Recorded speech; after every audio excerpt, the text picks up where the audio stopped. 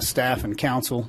Thank you guys for being here. I know that I wasn't here for the last regular meeting, and Councilman Tips ran the meeting, I think, in like 57 minutes. So there has been an overwhelming call for him to continue to run these meetings. So I don't think I can get us out of here in 57 minutes, but I'm going to work as diligently as I can. And if I don't do a good job at any point in time, Don can take over running all of the meetings from here on, and I'll sit over there. We're going to officially call ourselves to order here today. And so thank you guys for coming. We do have Brady Gable here who's going to offer the invocation. So here in a moment, we're going to do a couple things. I'm going to ask everyone to rise for the prayer. After the prayer, we are actually going to have a moment of silence for somebody who's been very dear to this entire community, Mr. John Ward, who passed away.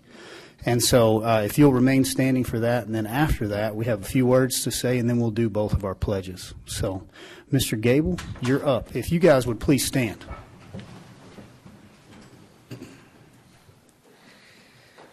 If you'll bow your heads with me. Dear Heavenly Father, thank you for today. Lord, I thank you for your provision and steadfastness. As we look forward to celebrating Good Friday and Easter, we thank you for your Son who died the way we deserve and rose 3 days later to reconcile us back to you. Lord, thank you for calling these leaders to serve your people. Give them discernment, and I pray for your wisdom and decision-making today. May these leaders look to you in the serving of the city of Amarillo.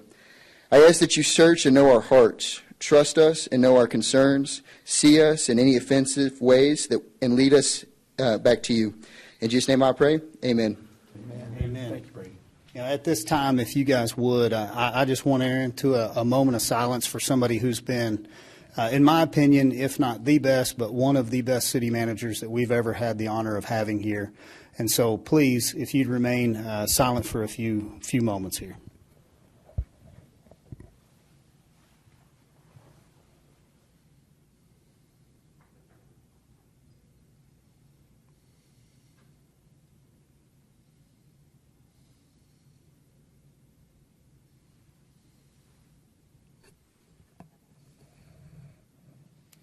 Thank you for that moment of silence and in honor of John Ward. I asked the mayor if it would be okay if I just say a few words about our former city manager. I had the privilege, he was one of the first people that I met when I moved here 22 years ago, and was able to work with him on several occasions when he was with the city. And then, of course, he left here, seems just yesterday, but some 20-some years ago to go to work for Maxor. But we all know about the accomplishments that John had in his stellar career as city manager here to last as long as he did. But he had a unique ability to be able to maintain calm demeanor at all times. You may sometimes you and John may not disagree, but he was something he would never hold that against you, and you continue to have a great working relationship. But I think the most important and unique thing about John was he was a legend as a city manager. For what he did for this community to last as long as he did and do the types of things that he did. But what you forget is he was a legend who followed a legend, who was John Stiff, who was city manager here for many years. You may not know that much about him. Of course, there's a park in this community. So it's one thing to be able to come in and do a good job, but I can't, nobody replaces Bear Bryant. Nobody goes in after the legend. He had big shoes to fill, and John filled those shoes and even more. So I just want to say, and I know on behalf of the city and on behalf of the council, we want to thank John and appreciate his many years of service. And he will always be, his impact is still felt today and will be felt for many years. So thank you, Mayor. Appreciate it. Very much so. Thank you, guys. If you guys would, join us in the Pledge of Allegiance, please. I pledge allegiance to the flag of the United States of America and to the republic for which it stands, one nation, under God, indivisible, with liberty and justice for all. And the Texas flag. Honor the Texas flag. I pledge allegiance to thee, Texas, one state, under God, one and indivisible. Thank you, guys. Please be seated.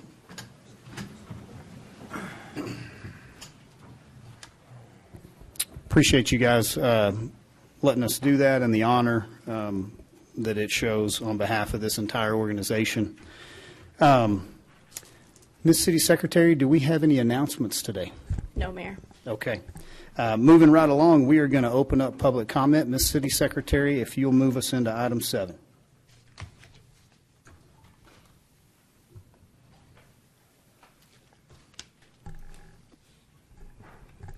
Thank you for participating in today's City Council meeting. Your input and your opinions are important to us, and we are glad you're here to share them. At each posted meeting, we invite our fellow community members to address City Council regarding posted agenda items or topics related to city policy. Each speaker today will have 3 minutes to address Council.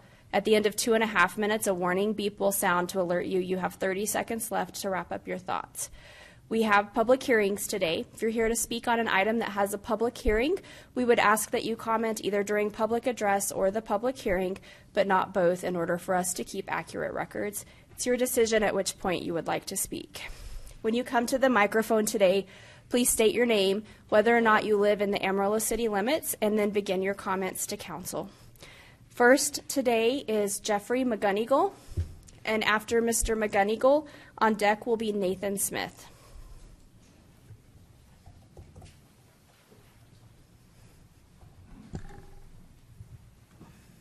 Well, thanks for having me. I'm Jeff McGonigal. I live in Amarillo, Texas. I'd like to address the invocation and the all. During the campaign for the 2023 council, there was much talk about the all of Amarillo. This council would be for and representative of the all of Amarillo, Amarillo. First off, what comes forth is not an attack on anyone's faith. I fully honor each person's faith in this city.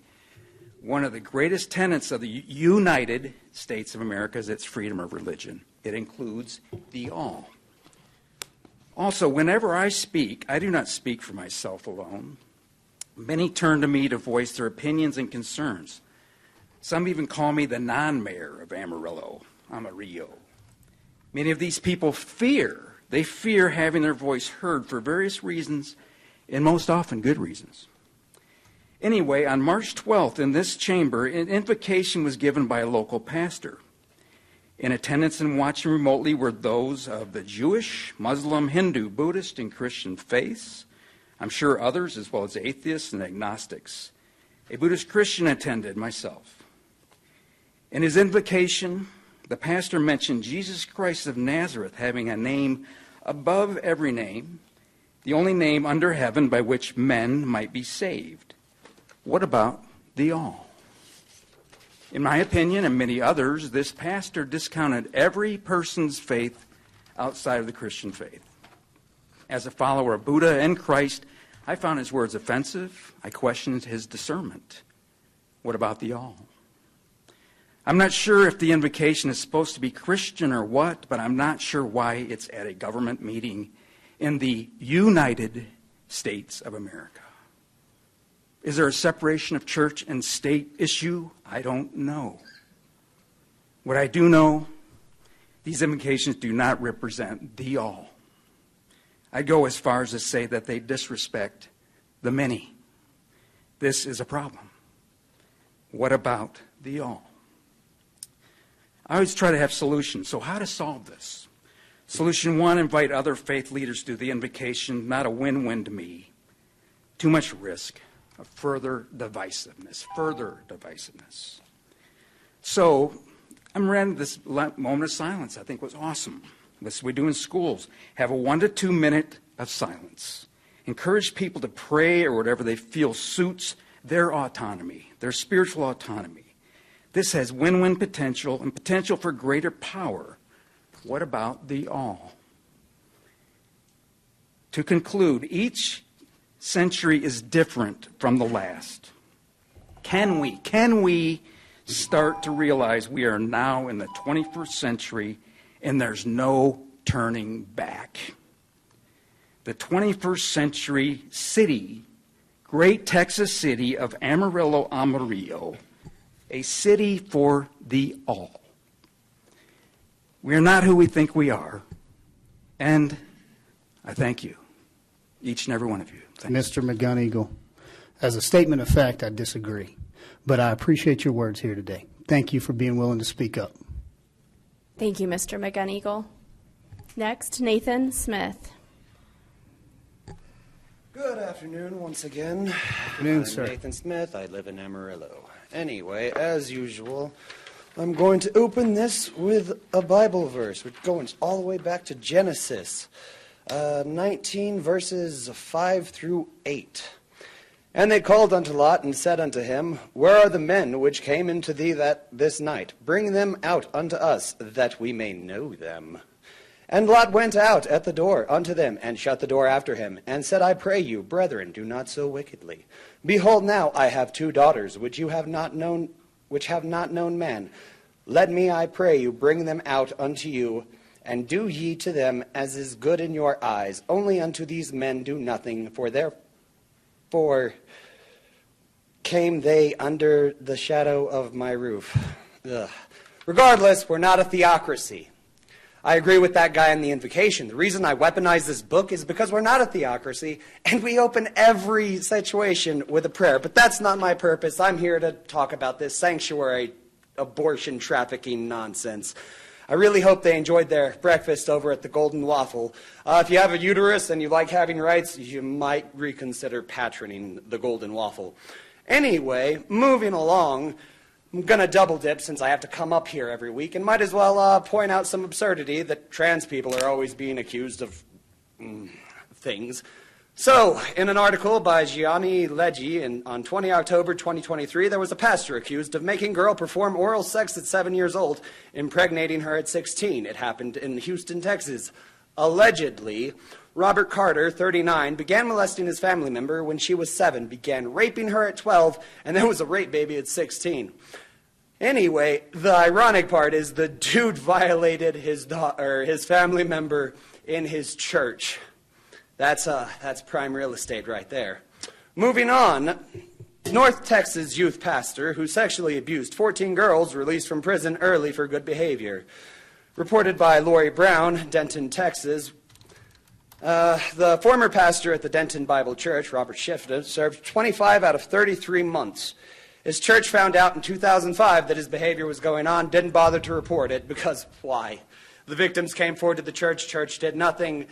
Bunch of years later, victims finally go to law enforcement, and then the judge himself, after the guy took the plea deal, was disgusted that he only got 33 months and only served 25 of them. This is why I say we're a pro-rape state, ladies and gentlemen, because of penalties like this for such crimes, and even the judge was disgusted. Yes, you can rape all you want, and you can have all the rape babies you want in Texas. Don't worry, you'll get out in 5 to 10 years, maybe, if we're lucky, and you can rape again.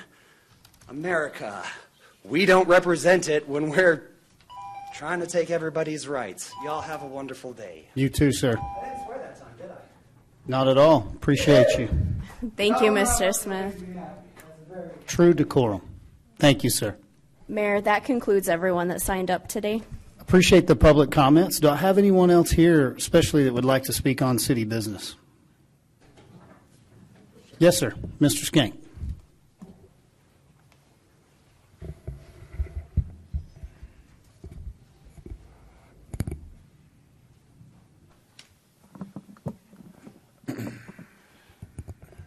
James Skank, City Limits.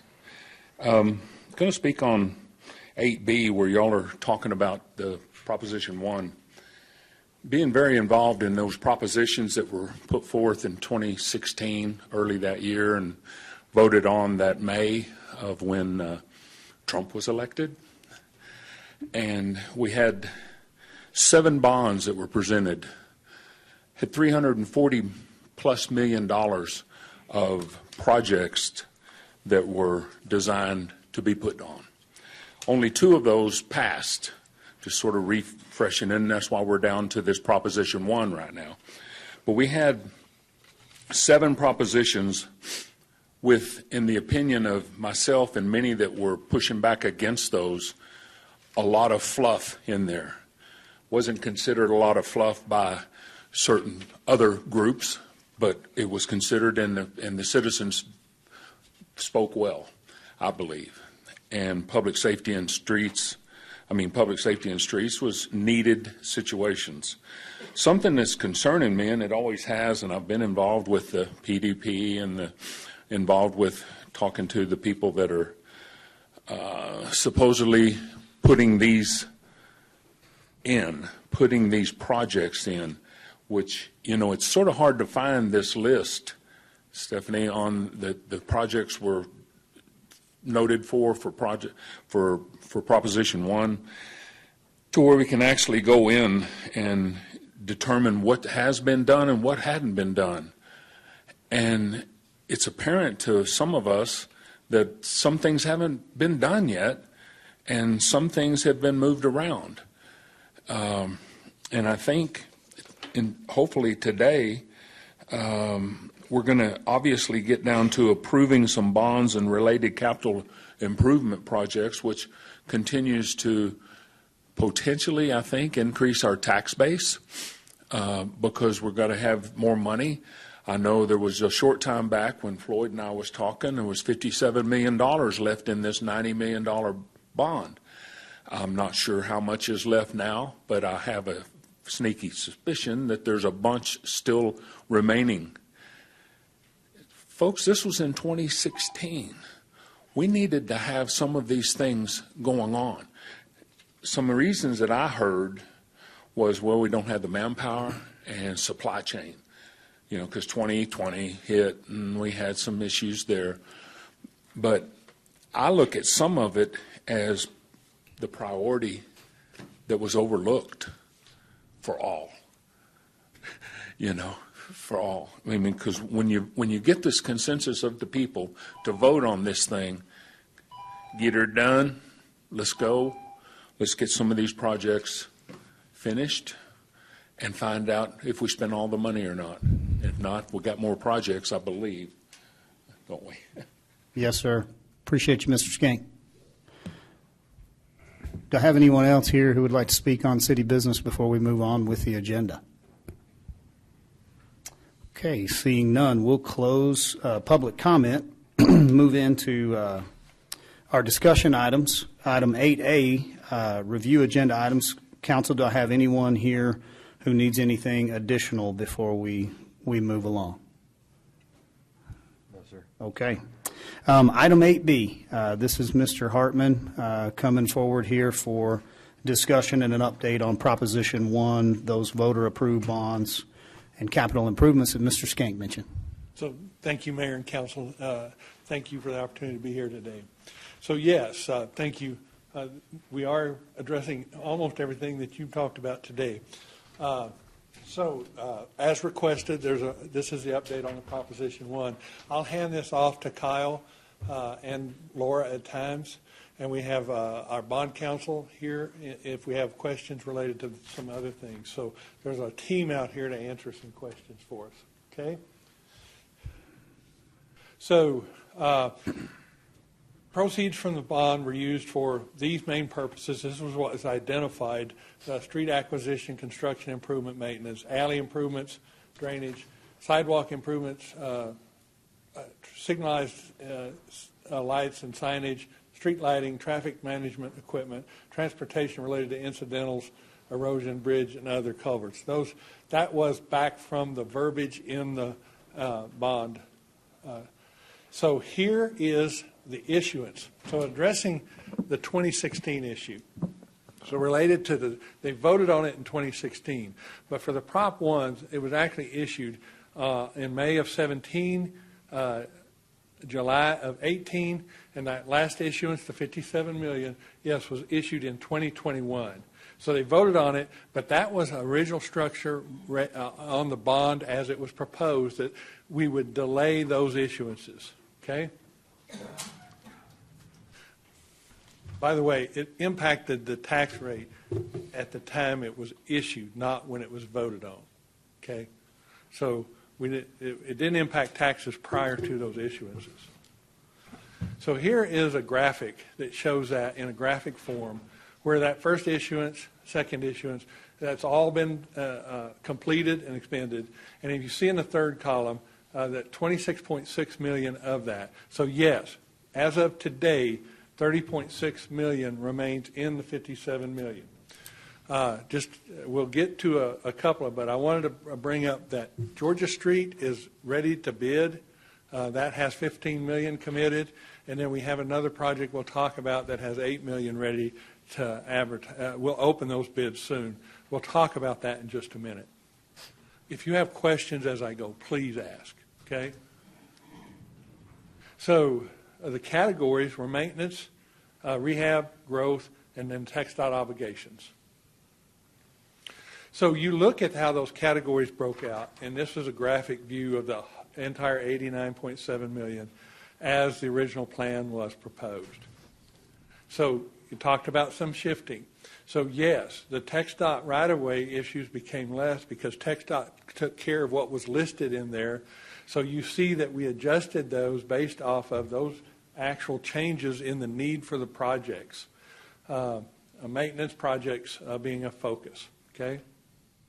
And the repair, replacement, and maintenance projects became the focus. Here is a map of what's been completed. Remember, we have the quadrants, and then we have Georgia Street, north of 58th. We have 34th from Grand to Eastern. Those reconstructions occurred. We have Western Street, Wallace Street out by the hospital, and then you also have all the TxDOT right-of-ways have been resolved. To put that in perspective, this is what that current chart of that looks like under current proposals. There is your project list, okay? And this is available on the website. So the quadrants are done.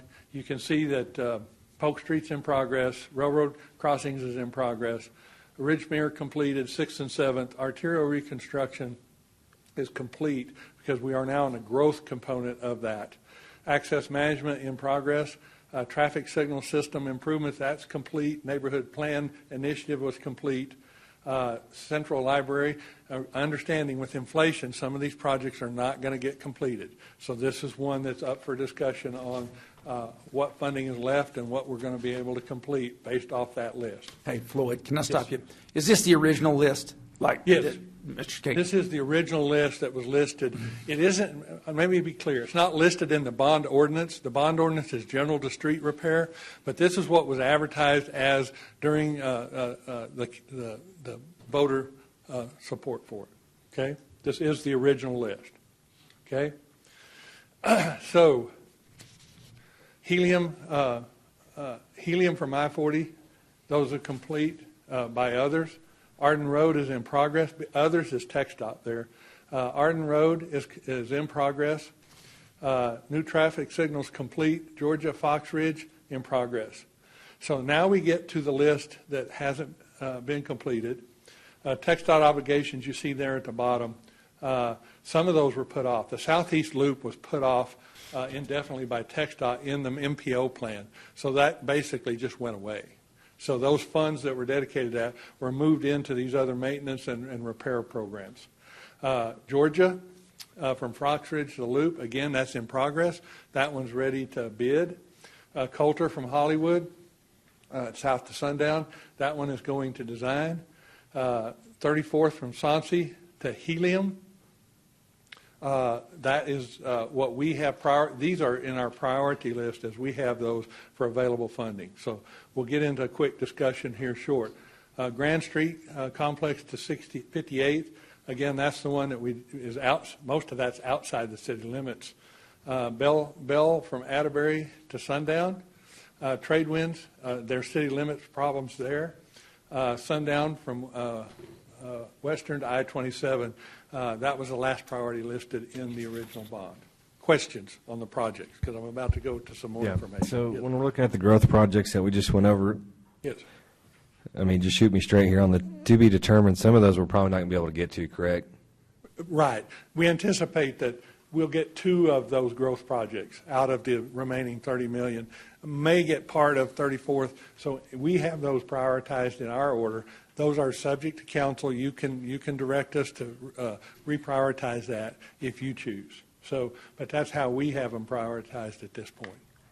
Any other questions? I was wondering, do we have a number of how much money we've lost since 2017 to today? Because with the prices going up, interest rates I going up? I don't have an estimate of what inflation has impacted based off our estimates, but I can get that. We can get a rough estimate of that to you, but I don't have that number Because today. in reality, it's costing the citizens a lot of money. Okay. And one other question. We had on here Polk Street, streetscape. Yes. Aren't the streets probably more important than the streetscape at this point? Well, that one's already awarded and in That construction. one's already awarded? And it's in construction. Okay. Okay. Had it been on the list, it would be able to be prioritized at this point. But it's awarded and under construction. So here's the gist of it. If you look at total, complete projects completed, currently contracted values, and that's the large part of that is Polk. You can see that up there. So the majority of that funding is in the Polk Street projects. The $30.6 million that I was talking about is listed down there. Staff recommendations for the remaining dollars, Georgia and Culture Design is currently underway, and that's what we're proposing. Well, both of those should come to you soon for consideration. And so the rest of that, we would look at, you can give us direction, but we're recommending Coulter Construction, and then the remaining go to 34th. And then the others we'll deal with in upcoming budgets. So at that point, I want to go into some discussion. So obviously, issued in 2021, I'll back up to that slide for this discussion. Issued in 2021, obviously we have 30.6 million remaining. There are concerns about the timing of this project, and I'll just tell you that moving these projects forward, there are some challenges and problems in staff in getting those moved forward. We're addressing those to the best we can, and that should hopefully give you confidence that 34th is there. Our next project is bid out for $8 million. Those are opportunities for us to move that needle and maintain our compliance with the IRS rules related to the bonds. I'm not at this point. I'm not aware of anything that we can't address moving forward, but I do want to tell you that we've identified internally that staff can do a better job on multiple avenues, and we'll accept that we should have done this quicker and more timely related to this issuance. With that said, I wanted to let you know that it's up to staff to bring you solutions to that challenge and bring these things forward in recommendations, and we're prepared to do that. We'll be working with the Bond Council to do that and bring that forward.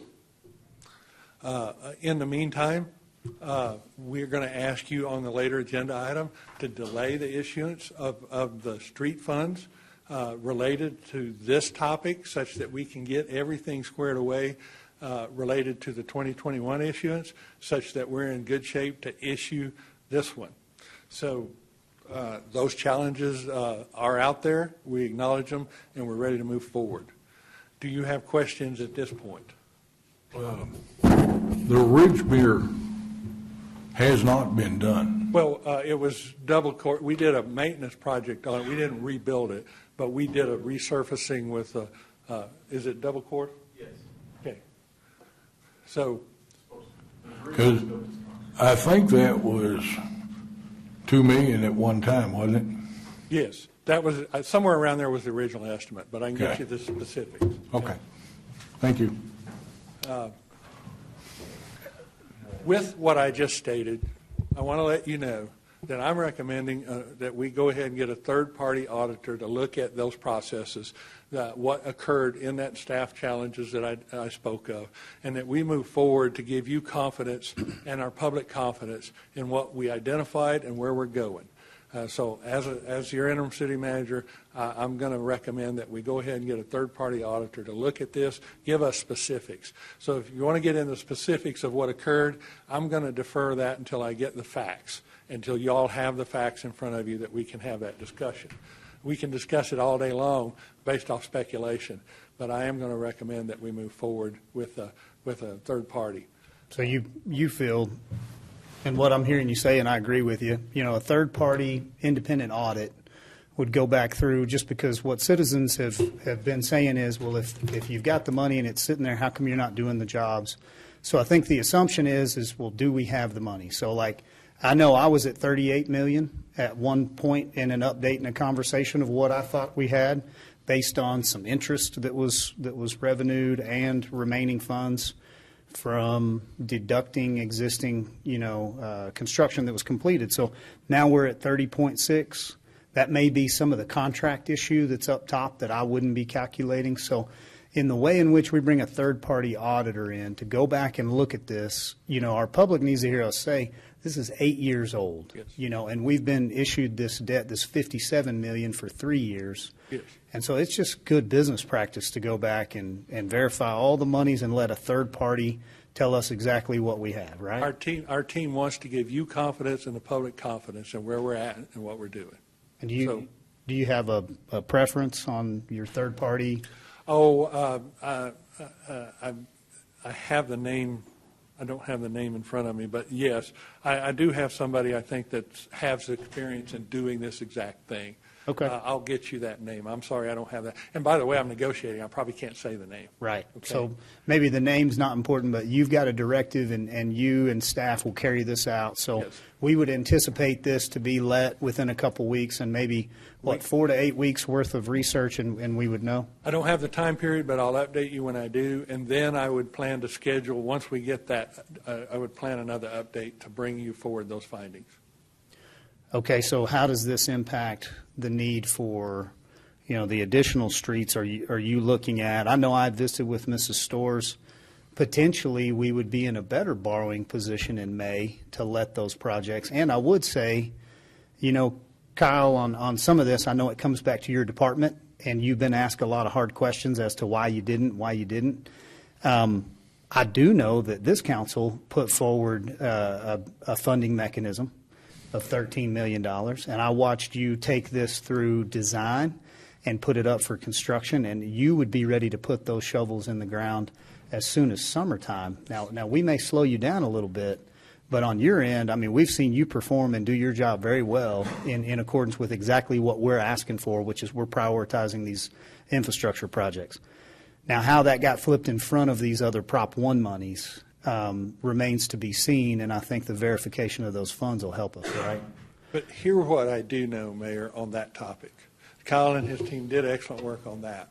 So those bids will open next week, and it was planned to issue this debt and then bring that forward to you. But that is a much-needed summertime maintenance program. And bond counsel is back here if you have questions about this topic.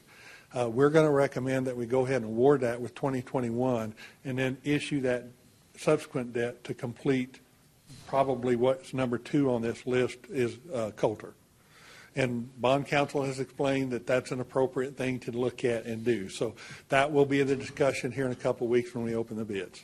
And we'll be bringing that recommendation for you in relation to when we feel like we can issue that debt and move forward. So I think that's a valid point for staff. However, it would be contingent upon the verification through the third-party audit before we would be willing to move that, and I think right? those timeframes will match. Otherwise, we would have a further Yes. complication for somebody who's trying to look if we're moving, reallocating money. So, once we have that, then I think bond counsel would need to give us specific, legal opinion that we would be fine to do this because we've represented to our citizens we would handle it this way for these projects, and we would be then allocating monies to other funded projects, which I wouldn't say council is comfortable with. Okay. Especially where we're at. But not saying that the conversation wouldn't be had. I think we're fine on that timing. It's all predicated on getting that third-party audit and looking at that and being in a position of confidence at that point. But I just wanted to give you a vision of how that might look. Okay? I know you're handling and fielding questions, and I appreciate that, and it's good discussion. However, Councilman Tips requested this item, and I don't think you've had an opportunity to speak yet. So I just wanted to see if we can catch you first, and then we'll go through council.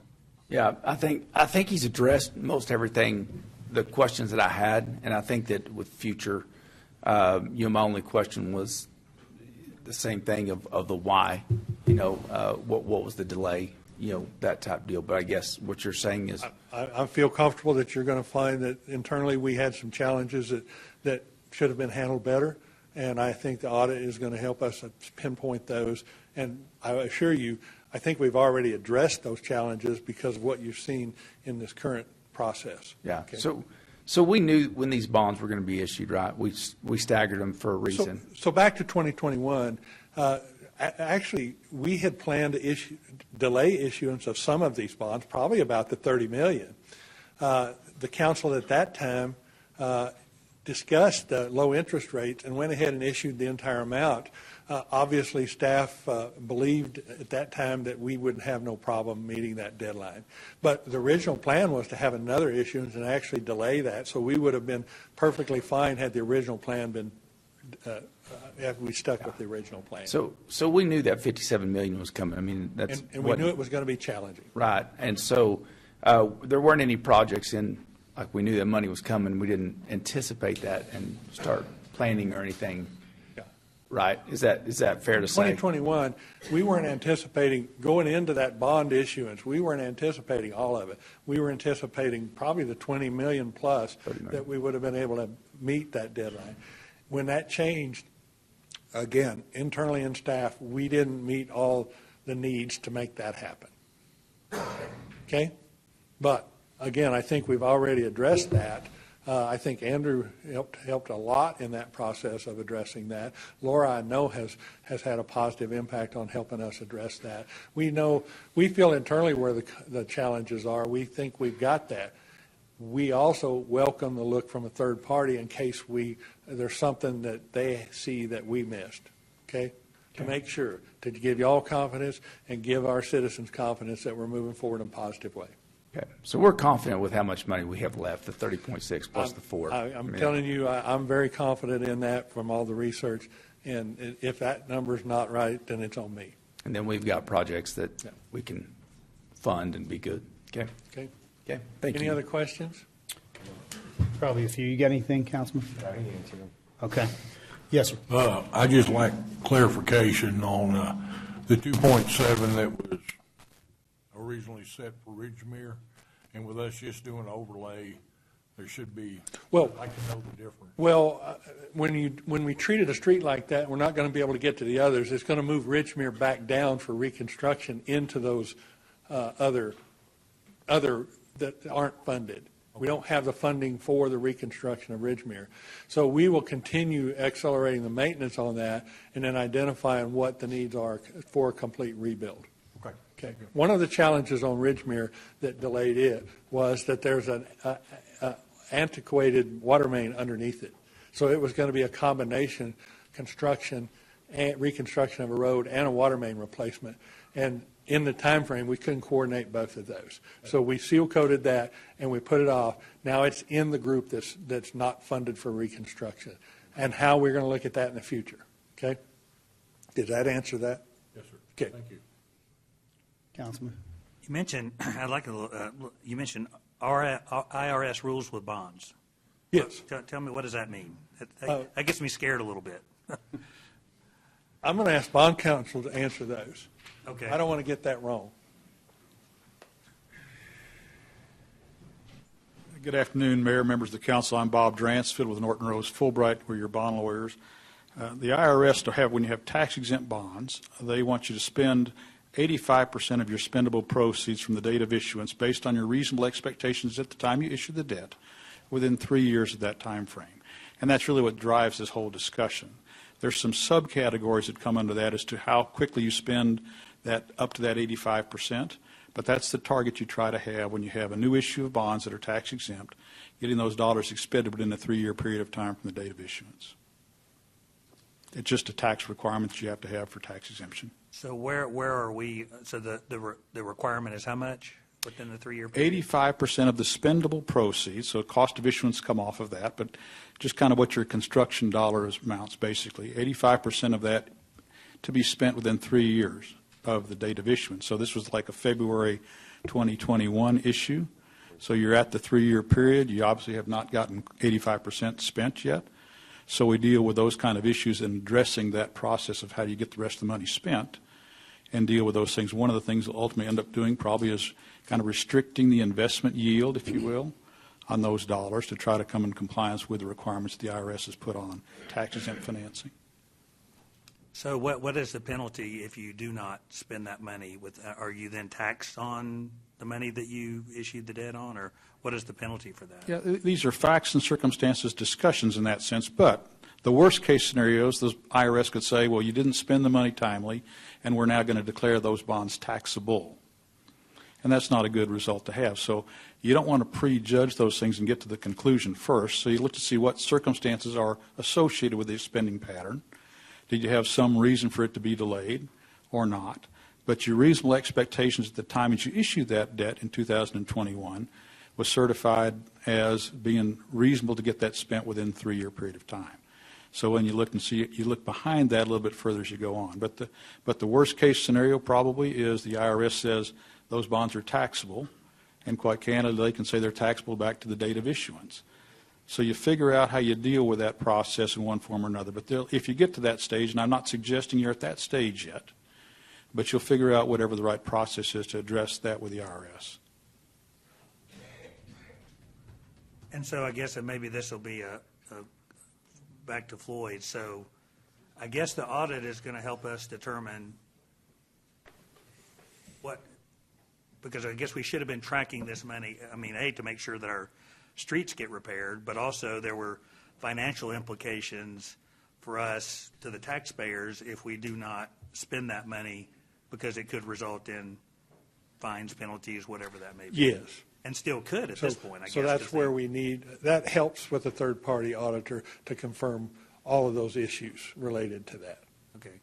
And so I guess the audit will help show where the gaps were, why this did not raise a red flag, I guess. Yes. So when did we become aware that we were kind of this far behind on the spending? Well, I guess management, we became aware recently, over about the time that the mayor, over the recent months, it became more and more aware to us of what the challenges are. So I think it's because of the interaction with council that we raised our awareness and became fully aware of what this was. So. And then, I'm sorry, one more question for bond counsel. You said you were doing something that mitigates this right now, was it not earning as much, or? Well, you've got unexpended bond proceeds that you're investing. And right now, you're investing them at a positive rate compared to when they were issued. And so when one of the remedies that the Attorney General's office has, not the Attorney General, the IRS has, is that you restrict the yield on those investments to a yield not materially higher than the yield on the debt that you have outstanding. So in this case, you have pretty low interest rates on that debt. 2021 was a good time to be borrowing, if you will. And so you may have to invest in an obligation, and it very well may end up being something like a state and local government series treasury obligation that has a lower yield, or a yield equal to or less than the yield on the debt. And that's one of the avenues that you try to deal with to help mitigate that discussion. So the positive could be we could earn a whole lot more money, but the negative is we're not supposed to be using that money to earn money. We're supposed to use it to get the job done. Right. The 86 Tax Act kind of changed the world for everybody, right? And they said in the older days you could borrow at 4, invest at 7, and keep that differential. Now you borrow at 4, invest at 7, and the IRS says thank you very much because you rebate that money back to them.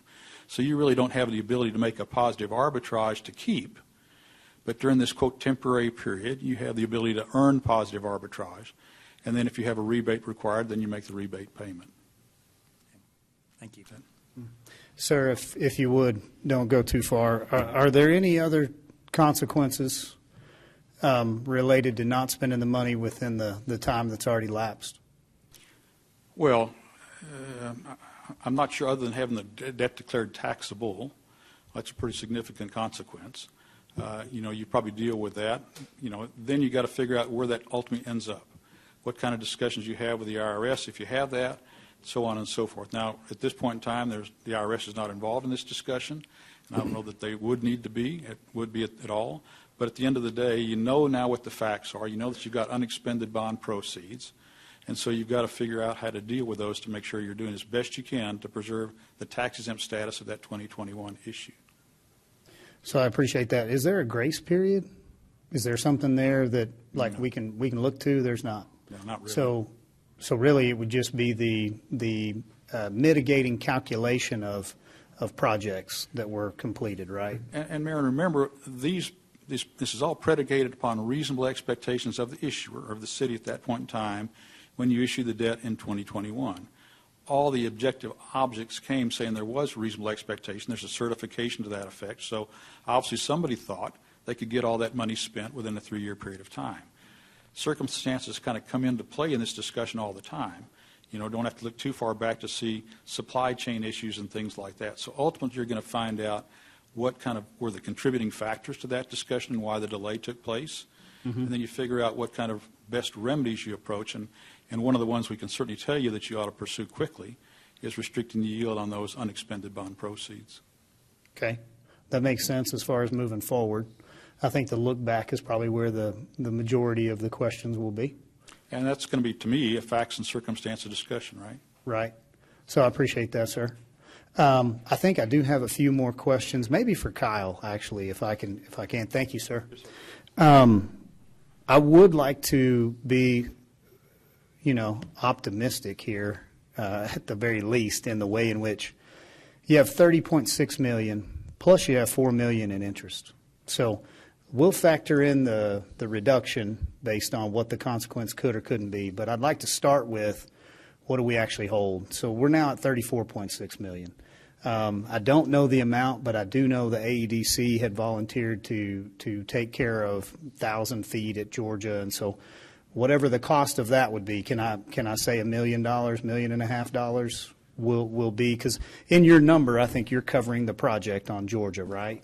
Yes. And this discussion is going towards value engineering. So what I'm looking for here is a direction from council to staff that can we assist in maximizing these monies in how they're spent, so that we don't end up, well, we had 30 million, we did one more road, but we could have reduced this, and multiplied that. So Sure. Can you take me through that? Because I also want to touch on perhaps Osage. If, there's been a lot of citizens that have reached out over the last several months.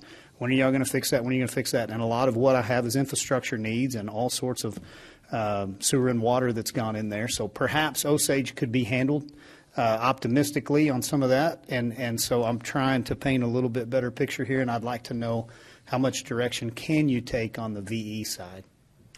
Yeah, there always are some things that can be adjusted and can be changed. Even Mr. Sherland's question on Ridgemere is a great example of such. So that was re-scoped based on the things that we found when we went and did the detailed look at the street, and then made some adjustments. And so what I would say is that trying to meet our original intent of about a third, and a third, maintenance, rehab, and growth. We took the opportunity with the dollars that are spent to spend it on things that we had good control over, meaning generally we owned all the right-of-way for the maintenance and rehab type work, versus in the growth category, there are more unknowns. So while there are more unknowns on one side, that also generates unknowns on the other for some value scoping. So, for example, there are on this list, on this to-be-determined projects that we haven't got to, projects that cannot at this time be completed the way they were visioned and the way they were actually presented in 2016, because private industry and the development side that is related to the growth projects has generated unknowns and criteria that haven't also come to fruition. So, for example, if we don't have the full right-of-way, we can't build what was fully scoped from 2016. And so that is one of the reasons that the growth projects were slid into the latter portions of the categorical funding, because there are more unknowns out here in this category of project. As well, that provides opportunity, even as an unknown might, to value and change that scope and change the original intent of the project. So let me run the numbers up. 34, 36, 37 million, something like that we could potentially value engineer. I know the Polk Street, I want to say, is another 4.5 million of the 7.7. So does the other 2 million that's in the 7 or 3, is that all design that's already been contracted with engineering firms? So we're in the 7.3. We're finishing up our commitments on Arden, as well as I listed Western there. It's actually Western and Wallace Hagee Port. Neither of those contracts are fully completed. Okay. They're really, really close. We're down to punch list type finalizing the project type things. But there's, in that 7.3 includes that. The railroad crossing project as a whole was never its own project, like a single, we're going to go do all the railroad crossings. We did that project as parts of other projects. And so, for example, there's a water line being reconstructed to service the Barrio neighborhood, and we're crossing the railroad, actually just 2 blocks here to the east. We're doing railroad crossings as part of that water line project, so that's under contract. And then the 34th design for that scope of scoping out and finishing up the design of the 34th project is what's all included in the 7.3. So as a contractor, what I'd love to gear towards is, you've got a design of a 5-lane arterial, sidewalks, lights, concrete medians. Does that become, instead of doing one road, does that become a 3-lane with future dirt work for the additional 2? Do we lose the medians? Can we not do the lighting, up front, maybe run the duct and the conduit for future, even to the point of, I don't know if we can do sidewalks on one side or how we do that. So can we do that and multiply, our resources here to get to 34th so that we don't end up halfway through Coulter and down Georgia? Yes, that's always available to us. I think the Georgia Street is a good example, because right out in that area you can think of Farmers that comes up and connects there. And Farmers is actually built as a half arterial, so there's curb and gutter and sidewalk on one side, and then half of the roadway, approximately to the crown of the street, is the only piece that's paved. The other half was not constructed at that time. That kind of an example is there, and exists on all these projects moving forward. Georgia's a unique duck, because one of the things that we're struggling with Georgia is the floodplain consideration, and industrial commercial development. So reacting to the most active development scenario in our growth projects, that Georgia got moved to the top of the list because there is active development. There is projects moving forward out there on the private side, and we're being responsive to that. So the industrial piece of that is a big piece. In other words, we're going to have big trucks. We're going to have trucks making turning movements. We're going to have that industrial type condition there. And so are we being good and responsive by compromising that size relative to those projects? Likewise, with the floodplain considerations on Georgia, we're going to be doing more earthwork and drainage work than maybe on one of the other projects on a list, or on the list. That becomes significant. Drainage pieces that are directly related to drainage aren't privy to Prop 1. They get paid by the Drainage Utility Department, so those are separate monies. But that effort in construction is no less part of the project. And so what happens on Georgia is valuing that down becomes a non-value. You're going to do the earthwork. A happens before B happens before C. You're going to do the earthwork anyway.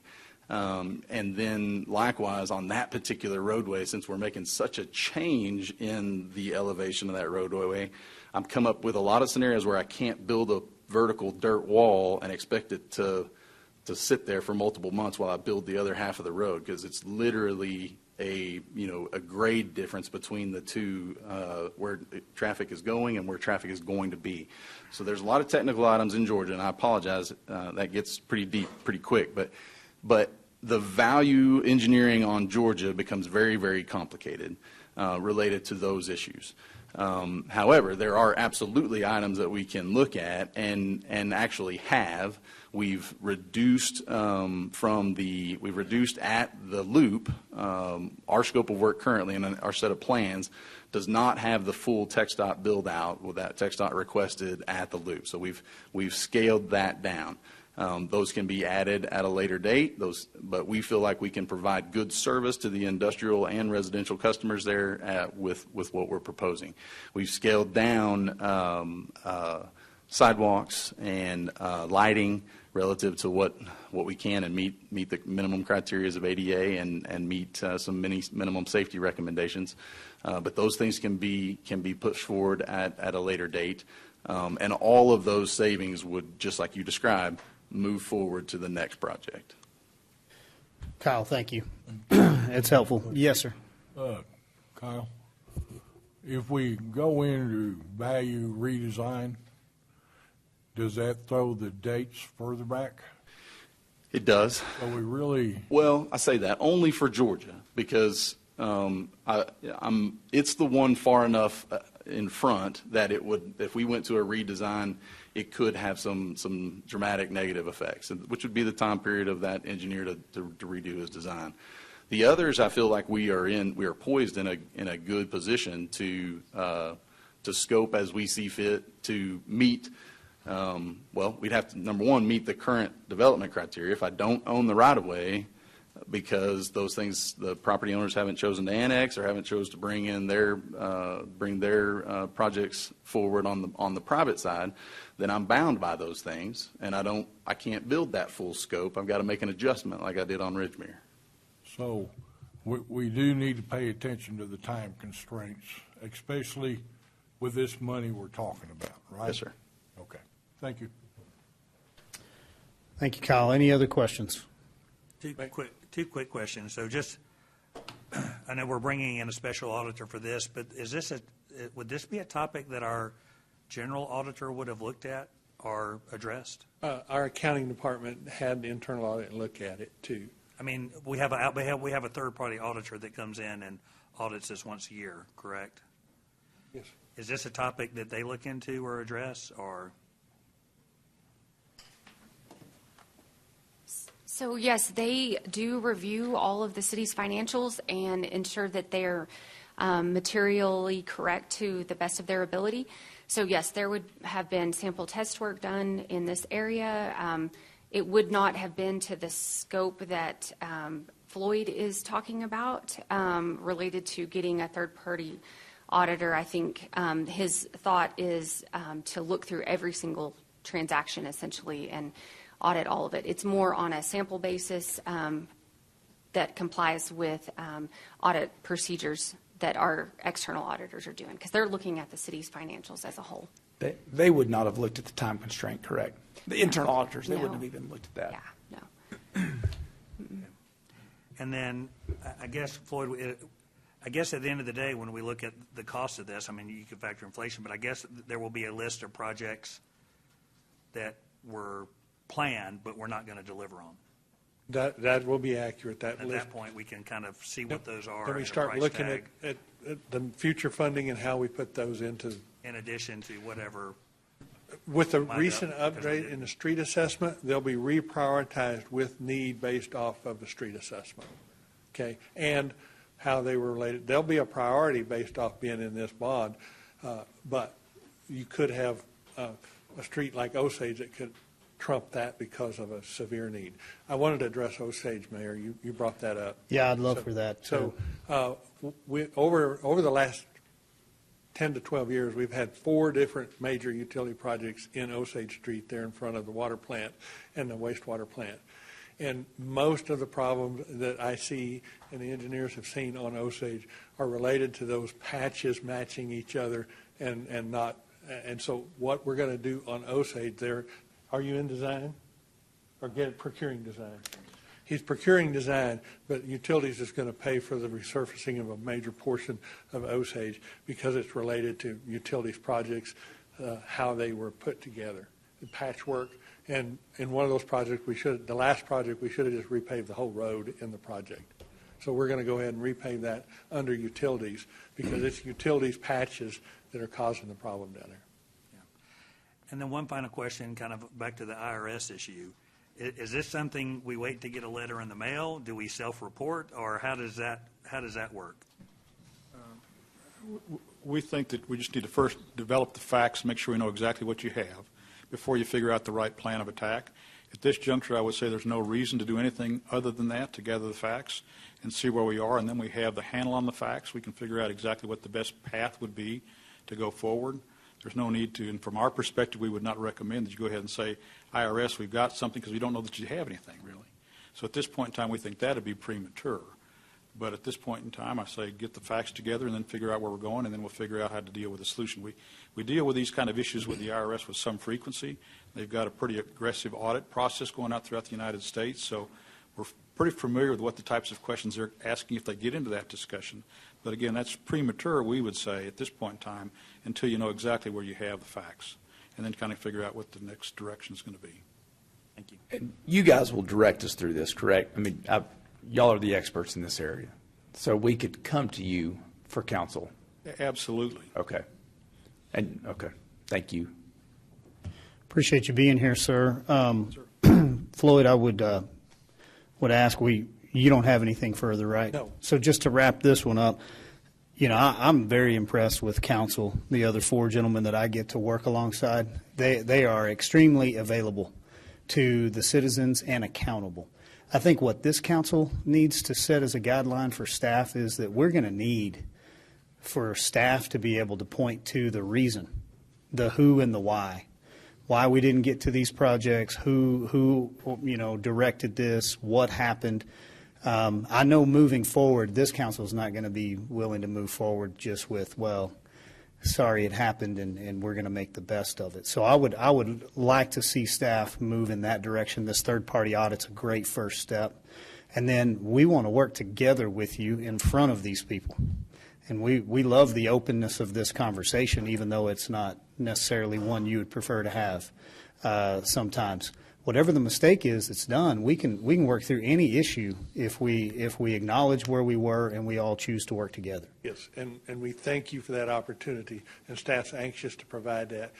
In my opinion, it would be speculation if I start providing that before that audit. Agreed. So I would have one more question for you. I do know that we have 3 items. I think it's 10B, C, and D. Yes. And they have a time limit of 5 o'clock. We have several more discussion items, and I don't want to rush the discussions. Is it preferable to go ahead and pull those up now? Yes. Since we are not taking action on those? Yeah, we're not going to take action on the one. We're going to take action on 2. Okay. So at this time, I'm going to take my agenda out of order. So if anybody's following along, I'm going to go ahead and move from discussion item B, and instead of moving into discussion item 8C, we're going to take up item 10B on, and Mrs. Storrs, are you okay on this one? Consideration of an ordinance, so we can go ahead and meet our time frames. All right, thank you, Mayor and Council. Appreciate y'all's willingness to go ahead and consider these items just based on the timing. I'm going to introduce, we've got bond counsel, as y'all are aware, Bob Dransfield, but we also have Stephen Adams, our financial advisor, that's going to come up and go over this presentation with you all. We sold bonds this morning related to the debt issuance that was anticipated through the approved budget process. Stephen will go into more detail about this.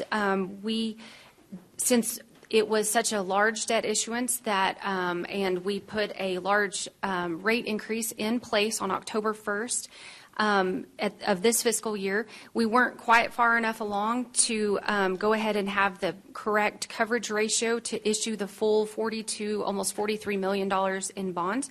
So Stephen will cover that. We got to about $39 million is what the deposit's going to be, and so we will come back at a later point this year to ask you all to go ahead and issue the remaining, $3-4 million. That will be plenty of money for us to get going on all projects and to not slow anyone down. And so we will discuss that at a future point in time. So we had a lot of interest on our bonds that you'll see here in just a second. So for now, I want to go ahead and turn it over to Stephen Adams to go over the presentation with us. Thank you, Laura. Mayor, members of the council. As Laura mentioned, this is for the sale of the drainage utility bonds, and the way this went about, after we went through the rating process, we prepared offering documents, and then we take bids. We took bids this morning via an online internet process, which is widely used in the municipal finance area. We received 10 bids, which is a lot of bids, with a true interest cost of 4.11%. I think at the last meeting when Laura presented to the council, we were moving forward with this, we showed the council an excess of 4.5%. We had some cushion in there. We really didn't know where the rates were, so when we took the bids and the rates were lower, we were able to increase the bond issue size and stay within the additional bonds test that Laura talked about. I'll go over that in just one second. So we're able to deposit $39 million into the construction fund, so almost all the money that you need. And working with Floyd and Laura, they do not feel like that any project will be slowed down whatsoever by coming back with a follow-up bond issue in a year or so or whenever they need the cash. So right now, the city has issued several issues of drainage revenue bonds. Bonds are traded in $5,000 increments. There's probably hundreds of bond owners.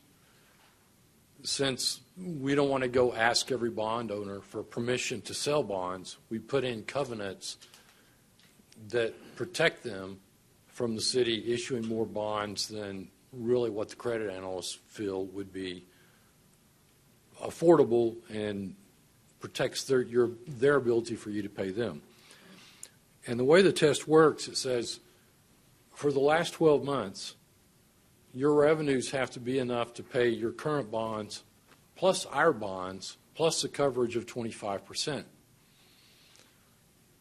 Your rate impact went into place 5 months ago, so we had 5 months of revenues with your rate increase and the remaining 7 of your lower rates. And you know that was a significant percentage rate increase. So with only 5 months of that, we were limited to this amount as to how much we could sell. Now, as we have 12 months of your rate increase, we'll be able to sell additional bonds and comply with that test.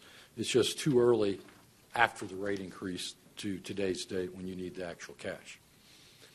As for the bids, we talked about receiving 10 bids. The winning bidder was Robert W. Baird and Company at a 4.11%. The cover bid was J.P. Morgan, and you can see a lot of interest from a lot of very well-known banks and investment banks around the nation on your debt, so we were happy with that. Just for a look at the coverage, so you yourselves will be sure that you're able to maintain it. So the red line is the last 12 months of net available revenues, and remember, we only get 5 months of the rate increase. So the coverage is the difference between the red and the blue. We had to have that gap, and so as each month moves forward, that red line will go up because you'll have another month of your higher rates, and so at that point, we'll be able to sell more bonds whenever you need that cash for your future projects. We are selling $38,135,000 in debt, and we're funding $39 million in projects. And the reason we can do that, you see the coupon rates are at 5%. That's higher than the 4.11 for the bondholders to receive that, they have to pay us cash up front. So we have that premium of $1,018,000. We're limited by the debt service, and so we backed into how much we could put into the construction deposit of $39 million. We were talking a little bit about interest rates a minute ago on our last agenda item. This is a graph you can look in 1920 and 2021 when the rates were, that was really the only time they were lower than they are now. And that is when the federal government put a lot of money into the system to make up for the fact that we were locked down due to COVID. When you lower your GDP and you put a lot of cash, there is a temporary rate increase, but now we're seeing the effects of the inflation which is caused by that, which I think was talked about earlier in agenda item as well. But still pretty low interest rates compared to historical. With that, I would glad to answer any questions. However, our recommendation is that the City of Amarillo award the $38,135,000 Drainage Utility System Revenue Bond, Series 2024, to Robert W. Baird and Company. And, of course, I'm here, Laura and Bob Dransfield, who did the legals on this, to answer any questions you may have. Questions, council? No, sir. No questions? Do we have the list, or can we put out the list quickly on what, or when can we put out the list on what projects? We can get it up immediately. Okay. It's in the, right immediately after this meeting, it's in the budget. Okay. And it's listed. It's actually the projects that are listed in the budget. And in that one chart in the budget, it lists debt proposed, and it's exactly the same as in the budget. Okay. So it's not going to be hard to get it. I'll go pull it up and make sure we get it. And timetable? 3 years. Engineering contract should be in front of you over the next 2 months for all of these, and that should initiate that time frame of design. Some of them will have a shorter design time, and some will have a longer design time, but it doesn't take as long to design a dredging as it does like Lawrence Lake reconstruction. And so Lawrence Lake will probably be the longest design time. The pumps at Class 7 will have a shorter. So you should see these projects going into construction early next year to a year from now. And Lawrence Lake probably will be a little bit longer than a year on design. Okay. Okay, so once again, just to refresh, thank you, sir, appreciate that. This council chose, instead of doing incremental increases over the next 5 years, let's go ahead and increase everything on the front end so we can maximize our borrowing capability, why the interest is where it is, because we have a problem, we really would like to fix it, versus, incrementally going at it and never really getting on top of this issue. So we appreciate our public for supporting that, knowing that this is definitely still looked at as a drainage tax, even though we're going to call it a drainage fee. But what you're paying for, you ought to get where that money goes, you need to get the outcome, and we need to perform on that. So that's what I think we're doing here today. So with no further discussion on item 10B, I would ask for a motion. I move to adopt ordinance number 8123 as presented in the agenda. Second. Okay, I have a motion from place 2, a second from place 1. Any further discussion on 10B? All in favor, please say aye. Aye. Any opposed? Item passes. We're going to go on to item 10C. Ms. Laura, if you'll come back up. Yes, this item is an ordinance considering a negotiated sale of taxable certificates of obligation. And what this is funding is, if you'll remember back when we were discussing during budget, and we talked about this a few months ago as we had to post notice in the newspaper and on the city's website, this is to do some repairs and improvements at a hangar out at the airport, and that hangar is leased. And so this does have a property tax pledge associated with it, but we will be paying for this out of airport revenues. And airport does not have its own credit rating, and so it uses the city's property tax credit rating, and I'm probably oversimplifying that, but to go ahead and issue the debt to ensure that they get a favorable interest rate because this is taxable. And the reason it's taxable is because we're earning revenue off of the asset that we're going to be improving because the hangar is leased out to an external group. And so with that, the interest rates are slightly higher on these, but this is a much lower debt issuance, and I will let Stephen Adams walk through the details of this one.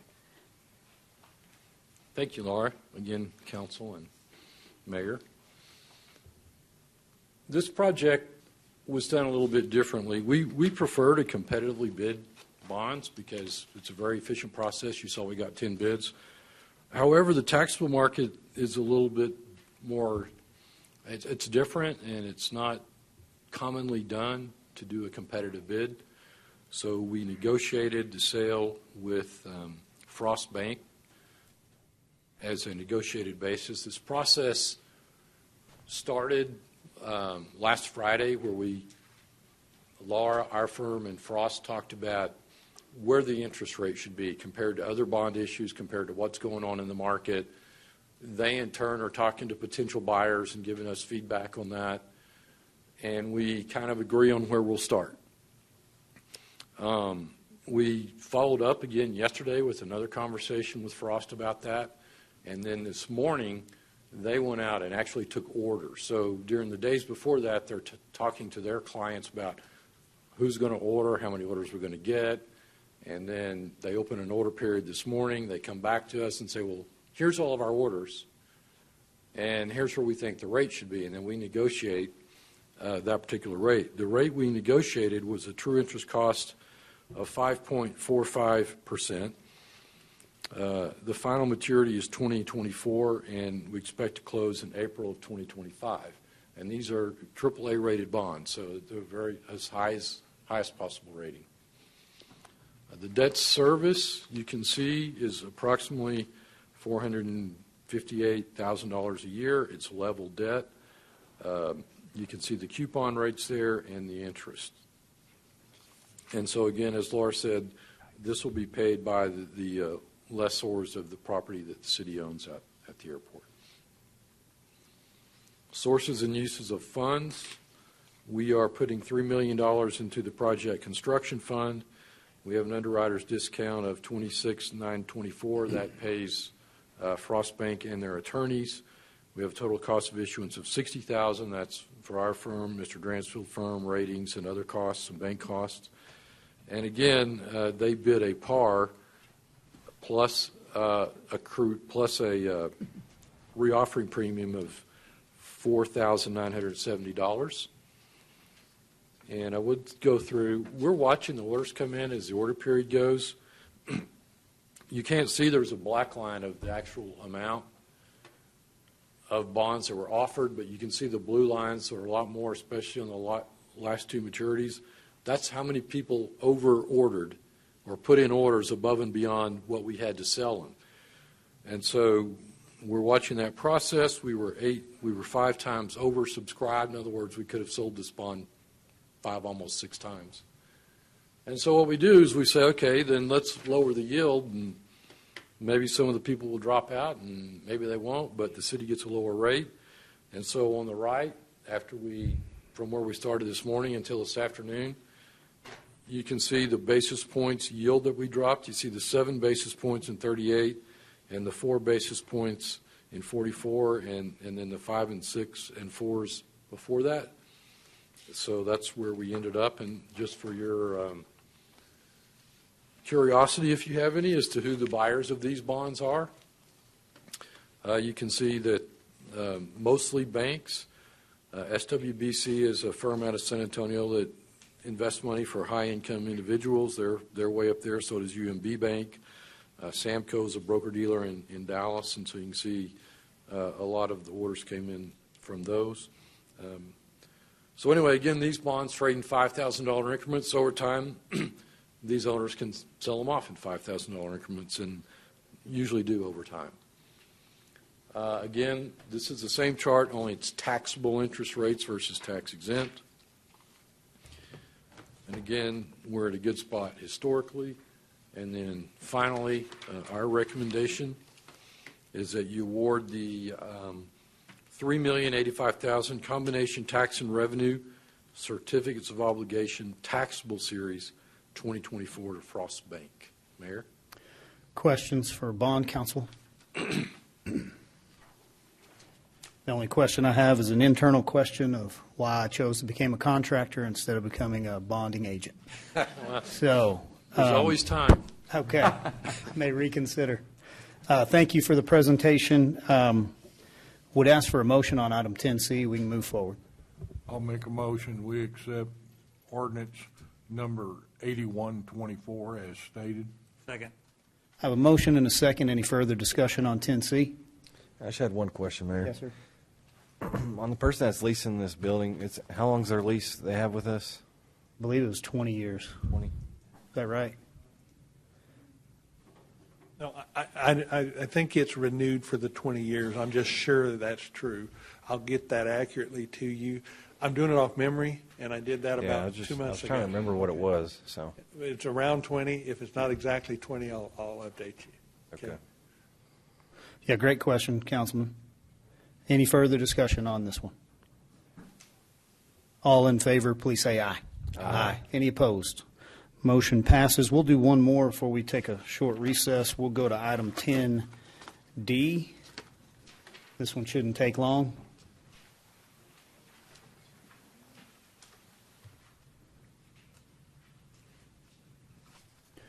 Go ahead, Mr. Mayor, Hartman. on 10D, this is the one I discussed earlier in the presentation.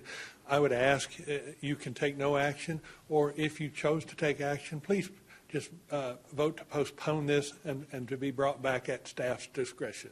Right. Okay. So I think because we've explained it and we have had a lengthy discussion, I would be fine with just taking no action on this unless anyone would like, then I could ask for a motion to postpone.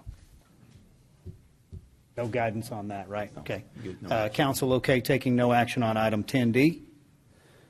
It will just sit then. So at this time, it is 4:20 roughly. Let's take a 10-minute recess and then come right back.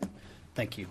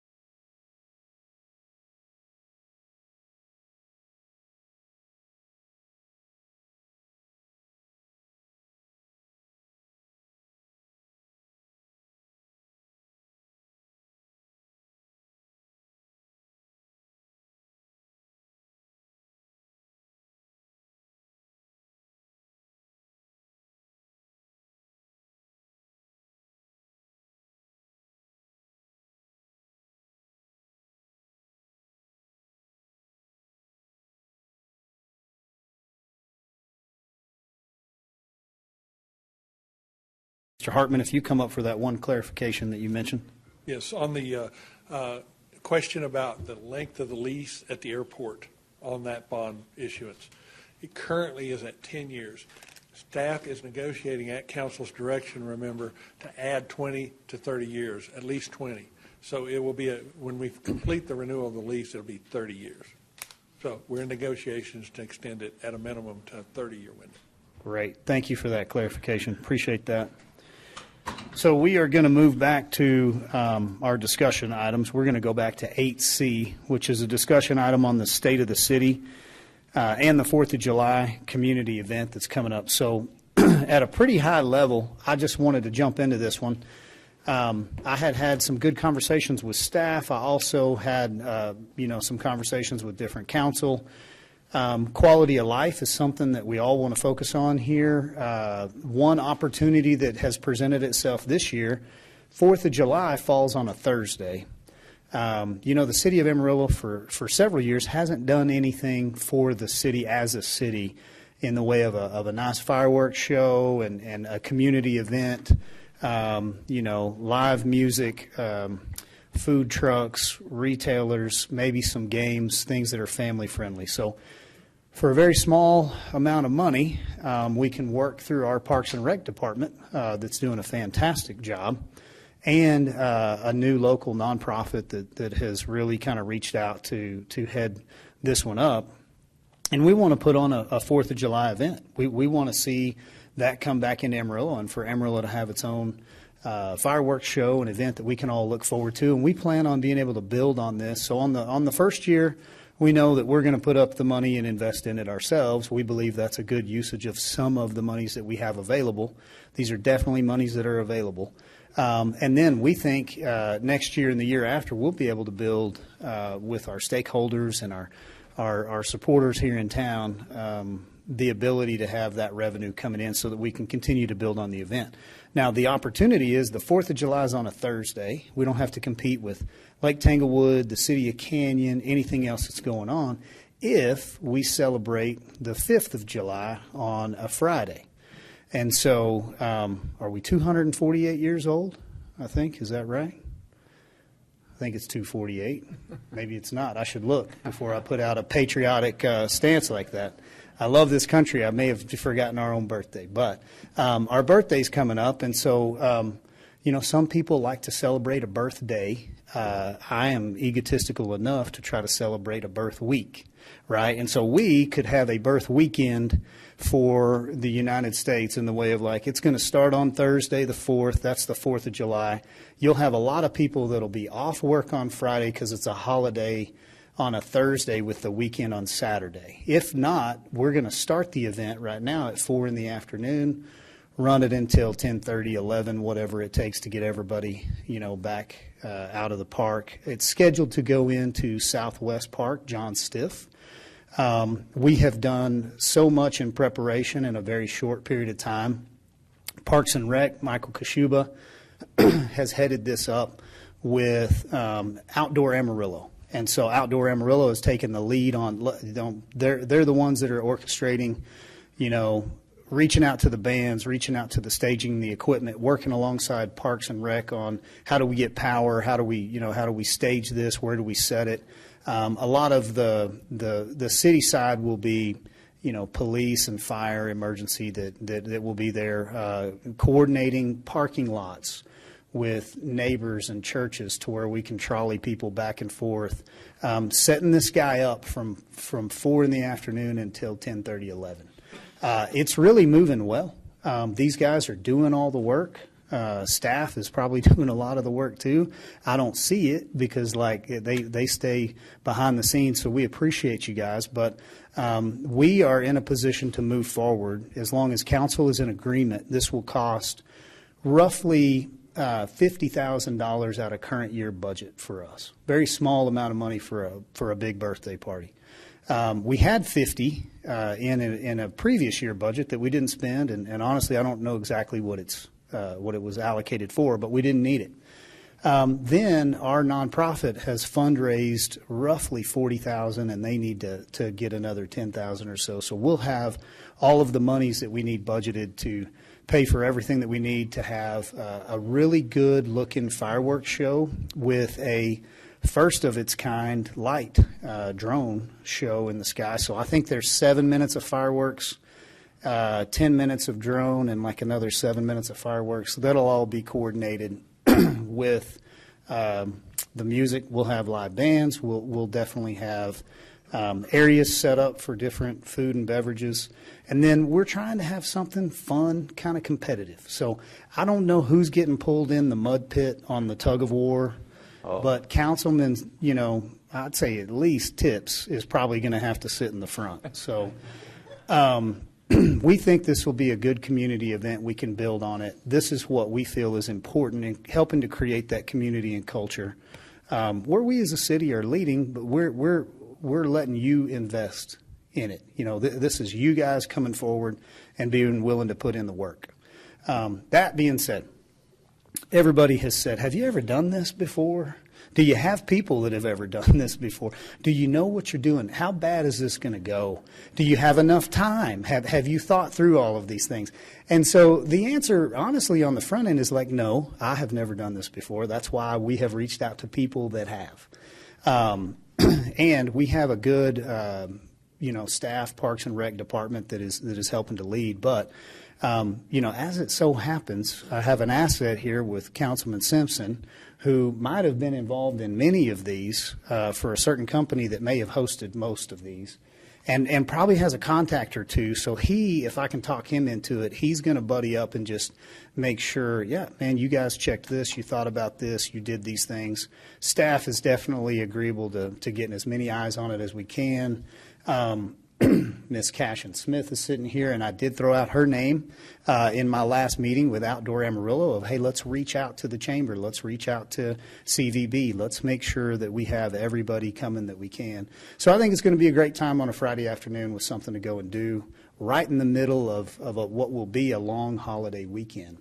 The whole reason I bring this up is a couple reasons. I want to make sure that council doesn't feel like this is something we shouldn't be doing and that we're all in favor of it. And I want to make sure that council doesn't feel like we're not going to do it well, that they have the confidence in knowing we got the right people in the right places, and this is going to be a good event for the city. So that's a quick update for council. Do you have concerns or questions on the event itself? And then I'll tell you a little bit about state of the city. I don't have anything. I think it'll be great. No, I'm looking forward to it. Good. I think so. Maybe we could get the fire marshal to cooperate even more now, since the city's putting it on. That was the only issue. No, I think that's great, and something we could look at. No one would ever complain about the fire marshal on a fireworks event, No, I'm sure. no, So, not at all. So, yeah, somehow I feel like they will be up to speed and willing to assist us in this event. So, can I get your participation? I know you had somebody that worked directly in this. Are they? Sure, yeah, I mean, when the Amarillo Globe News did the community fireworks, I think for some 80 years, 75 or 80 years. I think 2017 was the last year they were done downtown. So, yeah, I'd be glad to assist in any way and know people that could probably provide support as well. So, some experience. So because a few things can go wrong. So. Right. It's a statement of fact when I tell people we have 80 years of experience working on this now. Yeah. Not that you are Not old me, enough but to yes. have done that. So, okay, well, so I think we've got the best team put together. Our community always comes together for stuff like this. Honestly, we're pretty low maintenance. We're not real bougie. Like, we're going to park where we can. We're going to walk. We're going to do what we need to. We're going to enjoy a good time, and it'll be a little it'll have a small town feel, out there in the middle of John Stiff. So I'm excited about it. Now, in this conversation, we had also talked about the mayor is responsible to put forward a State of the City address once a year. Typically, that's in May. We have a search going for a city manager. We have all sorts of other things that we're dealing with. And quite frankly, we are just trying to work as hard as we can. And so what I would like to do, we had thought, well, maybe we do the State of the City on the 5th and just at the front part of that event.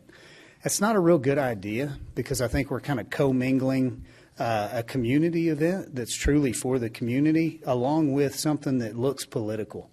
And so when you have your mayor and council get up and say, hey, here's all the great things we're doing for you, I just don't think it's good to do that when you're also trying to make it about the community on the 5th. Now, I was willing to combine events just out of trying to be a good user of everyone's time, but I just don't think that's the way to go. So I think we as a council are looking at end of August. We don't want to get hung up in the budget time too much, but we will begin planning for a state of the city that maybe looks a little different. You guys heard us say we are going to try to shine the spotlight more so on what the community's doing. If this thing goes well on the 5th, then Outdoor Amarillo's up there on stage with us telling us, how much they enjoyed it, and we all get to celebrate in that. And so I hope that's what the state of the city looks like. We will definitely give you the rundown. We'll put it in print probably. We'll put it on the website. We'll communicate to everyone, hey, here's our pillars. Here's the mandate that you gave us to go and get all this work done, and here's how much we've gotten done for you as our boss. And so we'll do a good job of doing that, but we're gonna split that event out into August sometime. And so that is something that's coming, and I think everybody should have what they need. Let me ask staff, do you have anything, Mr. Kashuba, that you need on this event? No, sir. And if you do, you can ask us, but if you have everything and you're good, then we appreciate what you're doing so far. Yeah, we're moving full speed ahead. We've actually been working on this for quite some months. This was actually money, the $50,000 you'd mentioned was actually set aside a couple budget cycles ago for special events. We had some staff changes last year and we weren't able to do it. So that's where that initial $50,000 came from. But staff's been planning on these types of events for the past couple of years. I think the only question is that $50,000 from the working budget to cover the rest of our expenses. So, council, can we kind of speak now if any of us would refrain from using $50,000 out of that working budget? Otherwise, staff would have direction and everything would be funded. Any concerns? Okay. But I guess the plan longer term would be that the Outdoor Amarillo would take more and more role and responsibility to the funding, preferably to 100% if possible, because I know there'll be a lot of city resources used for this. There's just no way around it that's costing the city. But I guess the longer term plan is that the city really would not be funding this every year, correct? Yeah, we think this is a good partnership opportunity with us and Outdoor Amarillo to kind of co-sponsor events where we kind of facilitate certain portions of it, like the staffing portion that maybe they don't have the resources for, and then they can go out and do the sponsorships, the bands, and those types of things. So we think this is a good long-term partnership where we kind of handle the boots on the ground and they kind of handle the funding and the other pieces to it. Yeah, so thank you for that. I appreciate all your hard work on it. I know you don't need one more thing to do, but we gave it to you. Thank you. So this will be a great event, fun for the whole family. It'll be safe. We've already scheduled all the pretty weather, so it's not going to be too hot that day. It won't be windy at all. So, man, I hope everybody comes out and enjoys it because it's truly for you guys. Item 8D, moving along. Updates from council members serving outside boards and commissions. I is Councilman Sherlin, so we're going to jump into these 5. And I have got the pleasure that Cashin Smith is here today, and I'm going to let her give it. And I will be quick, very, very quick. So I was actually in a couple of weeks ago and did the update on the articles of incorporation and a couple of small changes in bylaws. That really was the meat of our last board meeting. So I think y'all are pretty updated on the work that was done in that meeting. There was a presentation given by our sales and servicing team about some of the exciting events coming up, just kind of big wins, and we like to do reminders with the board and all of our committees, everybody knows WRCA is coming in, but really just on what we book inside the office, and then also trade shows, upcoming groups, active bids that are out right now that have great potential and big economic So it was really a summary of their activities. The two big takeaways from their presentation, in my opinion, was that the CVB, the sales and servicing team, has partnered with WT and bid on multiple, I believe there's 10 total events and or years, so 10 total bids that went into the NCAA bidding cycle this year. We've never done this before. It's a huge investment, but to host a NCAA tournament, you have to have the facility. It's not the school that does the bidding. It's normally the CVB or the city itself. So we were happy to partner with WT and do that. This means that Amarillo would actually hold all of the rooms for any teams that are participating in the tournament. WT would provide the facility and be able to show off their campsite. Campsite. That's the wrong word. And anyways, you know what I'm talking about. So that's a big one, and we should know in October. We really do expect to win at least one of these. We are doing, I call it a lobbyist campaign. We hired a company to go in and really lobby and make sure that the bids, we did personalized letters and personalized bids to each person on the committee that will be overseeing those. So that is huge. And then the second big takeaway, I think, from their presentation was that we have a bid out for the Society of American Travel Writers annual conference that we're bidding to host in 2025. That decision will be made in June. This conference brings in approximately 250 travel writers, mostly domestic, some are international that are members of this group. And Route 66 is a big deal right now. It's getting a lot of eyes on it. But for us to host this in 2025 means that 250 people would immediately go back out into the world and start writing articles that would be placed. It's not just influencers on social media. This really is more the freelance writer. So into the travel agents' hands in multiple different ways, along with the attendees and things like that. So we definitely are going to have a Route 66 focus, and that's what we've presented to them, and that's why we bid on 2025. That group is incredibly expensive to host. We pay for almost everything down to their airline tickets. So we find sponsors. We've hosted a small group. I think in 2018 we had a central group that came in, and we're still seeing the residual effects from the marketing that is coming from that group in their visit. So we're very excited to have that bid out and hope that we win. Any questions? Thank you. Thank you. Thank you, ma'am. Great job, Councilman Sherlin. We appreciate the update. A lot of information, and you move quickly, so we do appreciate that. Number 2, animal management welfare, is Councilman Simpson.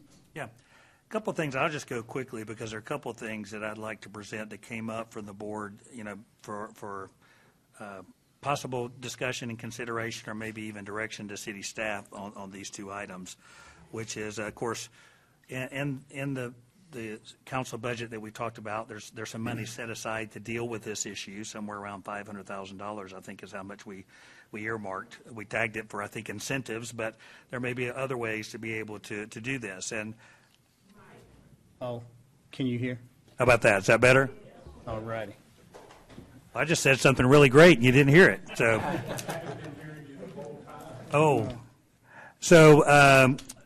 but there were two issues that came up that I'd like to kind of make you aware of, and maybe we can talk about whether this would be something that we would want to consider or possible do to help this community when it comes to treatment of animals. No, the number one issue, and I was not aware of this, and Laura can correct me on the number, but it seemed to me that I know there were over 2,000, but I believe there were 2,600 outstanding warrants for people that have not taken proper control of their animals, not treated their animals well, kept them where they're supposed to be. There's 2,600 outstanding warrants that for people that have not taken care of their animals, and they've not been served, they've not paid their fine, they've not followed through on what they're supposed to do. And sometimes you can take classes and do other things with that. So, one of the possibilities for us to consider as to whether we would want to ask our municipal judge, the police department, working with this, to do a strong campaign that goes after these people, these 2,600 people that have warrants out from them. Because we can have all the laws in the world to protect animals, but if we're not enforcing them and people don't realize that there's a consequence for it, there's probably not going to be that much of a change in behavior that we're looking for. So, working with, the potential of the municipal judge, whether that might require additional staffing for a short period of time, that would be something that maybe we'd have to get details back on what that might look like, or can we do it with existing staff to be able to do that, but really focus a concentrated effort so that we're communicating to the public, you're going to be held accountable if you don't do this. And there's probably no better place than starting to people who have historically not done that and have warrants that are current outstanding. So that's one issue that came up that the board asked that I bring to you for something to discuss and consider. And the second is potentially looking at a camera system at our facilities, as well as body cams for officers, the animal management officers that are working with animals out in the field. I think there's benefits, and particularly on the city side. I mean, we see police officers obviously have cameras everywhere, for a variety of reasons. But one of those is to protect the city and the police officers. And the same would be, I think, the benefit of having this. There are a lot of times, just like when you're dealing with police, you have people that are very passionate when you're dealing with animals. And to make sure that we're protecting our staff when we're attempting to do the right thing, there may be two sides of the story without any really proof or evidence of which it is. So as I understand it, we're in the process of purchasing body cams for law enforcement, and that animal management would be included in that. I don't know what the time frame is on that. I think I was told that animal management, I guess, is at the end. I don't know if that means 3 months from now or a year from now as to when that might happen. But anything that we can do to expedite that, as well as what we're doing with our police to be able to do that. And then the second thing is looking at a potential camera system that would be located at Animal Welfare Management to be able to again, protecting employees and being able to document and make sure that we have documentation of what's what's occurring there. And then, so those are the two things that I would just relay to you. I don't know any thoughts that you may have, any direction or thoughts that we may want to give to staff about these issues. In the future, one issue we did talk about but not make much headway on is various legislation. As you know, communities across the country are facing this exact same problem. They're also trying to do legislation to how do we address this from a legal standpoint. Nobody has the answer yet. There's the one thing that we're sure of. But hopefully we'll be bringing some possibilities or things to consider where the enforcement mechanism may be a little bit stronger to, again, have people take better care of their animals. So that's kind of my report, Mayor. Questions for last gentleman? No, this may be a question for staff, but where we're at with that audit we're doing in animal welfare? Yes, we have secured a third-party consultant that is doing a full review of everything related to animal management and welfare. They had a massive information request, and staff has already pulled all of that information together. Along those lines, they wanted to see all of our ordinances. They wanted to see what we have in place at this time. That's part of the review that they're going to do as well. My understanding is they have all the information that was requested in their hands now. The consultant is working through everything and looking to come out on site, I think sometime in April, possibly later April. And so we'll know sooner than later kind of what they come up with on that. And we'll be presenting those results back to City Council. And yes, that part of it will be potentially looking at some ordinances. And based on some of their review, they're looking at a lot of other communities as well, and we're hoping to get some recommendations from them on what they're seeing maybe working in some other areas that we could bring back to City Council. Perfect. Thank you. Mm-hmm. Yeah, appreciate that. Did you have anything else, Councilman? No, I think that it is good to wait on, what that third party recommends, but on the cameras, I think that is a very common sense, practical way to protect all parties involved. That's something you're already working on with the body cams. As far as the current cameras, do we have cameras at intake and places like that where we interact with the public? Unfortunately, we have a very old, outdated, limited camera system. Based on the discussion that was brought forward at the AMW Advisory Board, we did work with facilities, with Jerry and his team, to kind of do an analysis. What would this look like? What could this potentially cost? And what we're hearing is the estimate is it would be about $30,000 to do full coverage. So if you've been out to our facility, we've got multiple buildings, so it's not one big space, that you can point cameras in. There's inside areas, there's outside areas, and the thought would be to ensure that we're covering pretty much all the square footage, just to make sure, as Councilmember Simpson mentioned, we're documenting things, we're protecting the employees. So if a situation is alleged, that we can go back, review the footage, and ensure what actually occurred. So. That's great. I love that staff's already out in front of it on, kind of at the behest of the board. So I don't see any reason why, with that $500,000 allocation that we've specified, a good portion of that I think is going to go to the spade and neuter incentive. And so if that is the number one way that I think this third party is going to come back and tell us, hey, long term, this is the way you're going to control this animal population, by working with those nonprofits and those rescues to manage that. But on the front end, if we were to allocate the $30,000 out of that $500,000, I wouldn't have any problem with that. Okay. Would council see that fitting? And then what was the other cost, Councilman? Well, the other one was if we wanted to take a proactive approach to these outstanding warrants. Oh, okay. And what a plan may look like, and I don't know whether that would cost us anything at all, or whether it would, what may be required to be able to do that. Yes, and we just went through a compliance campaign to try to resolve as many of our outstanding warrants as possible. And I apologize, I don't have those numbers right in front of me, but that was all warrants that come through our municipal court, and the numbers were they were very favorable. And what I need to do is go back and now pair that back on what was settled during that campaign compliance. That just wrapped up, I believe, the end of February, early March, and get a good look at what the number outstanding is now. And we can sit down with our municipal court judge and also with our police chief and see if we can brainstorm some ideas on how to really focus on getting as many of those resolved as possible. So let us work on that, and we can bring something to council at a future date if that's reasonable. Yeah. Okay. I think that would be fine. And to me, just as important as the act of acting on these warrants is making sure there's a robust communication campaign so that word gets out to the community that we're taking animal treatment extremely seriously. We're going to start with the people that have already proven that for whatever reason they haven't been able to take care of their animals correctly.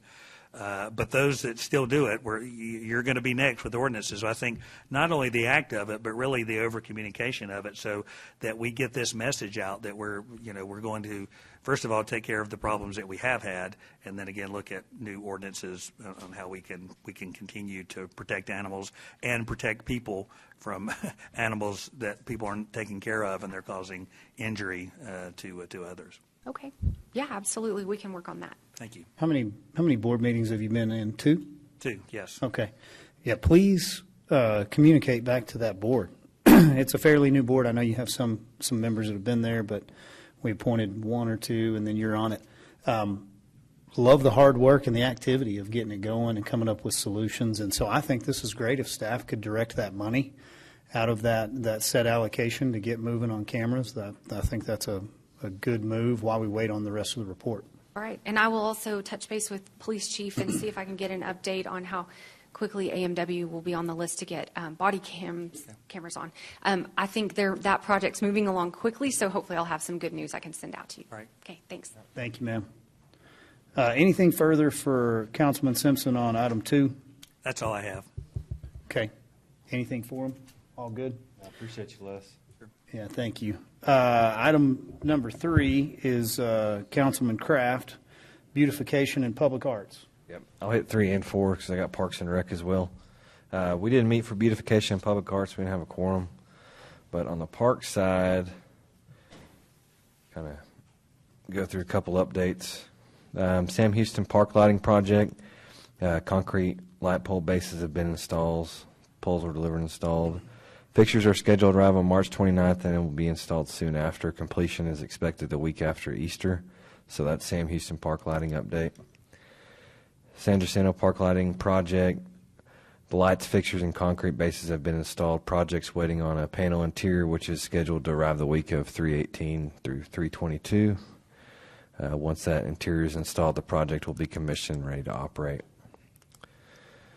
Medical Center Park Lighting Project, all concrete bases have been installed at the North Lake. Contractor is currently boring conduit to each of the bases, installing the light poles.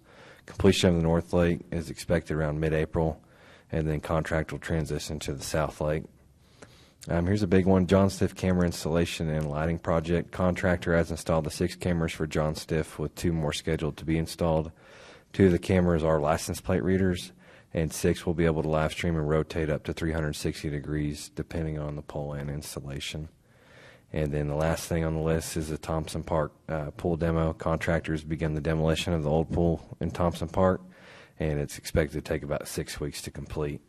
So that's some pretty big updates going on, especially with John Stiff. So hopefully that helped cure some of the crime issues. So is there anything did I miss, Kashuba? Okay. Questions for Councilman Kraft? Would like to say thank you to Jerry Danforth as well for carrying out a lot of those, as well as Mr. Kashuba. I know you guys work hand in hand on the the lighting projects, and so you're moving quickly, and we're excited to see it. Okay, I think that takes us through yours, Parks and Rec. The last one is the Amarillo MPO, and so Travis Munoz, if you wouldn't mind, Councilman Sherlin and I sit on this one. But this is our director, and I just wanted to see if Mr. Munoz would go ahead and kind of give you a quick rundown on where we've been lately and kind of what our 5-year looks like and what's going on out there on the roads. Okay. Thank you all for having me today. Our last meeting was in March. It was more of kind of just a housekeeping type deal. It's typically our workshop where we just bring things to get input and all on. One of the things that they did approve, though, was to support the City of Amarillo as the designated recipient for FTA funds. So we'll get that resolution out to TxDOT as soon as we're able to.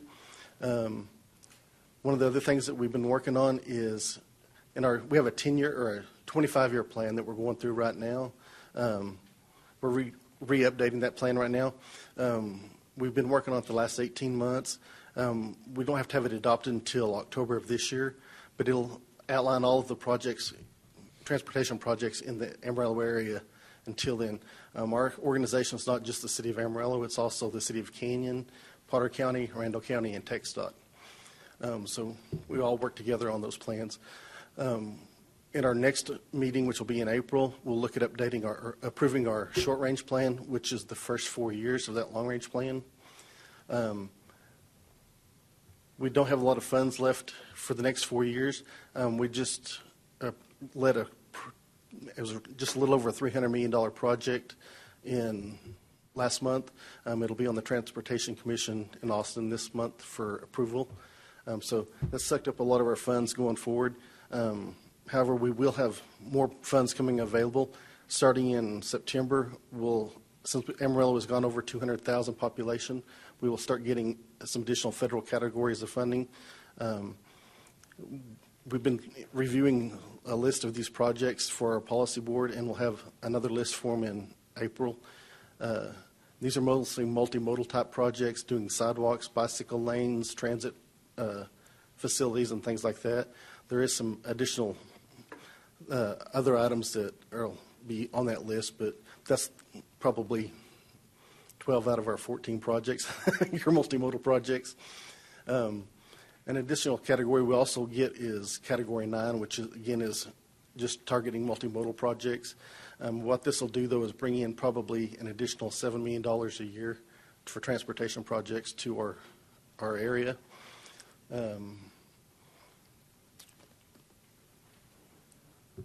We're in the process of doing our budget right now for the next year. We'll have that to the policy board in July.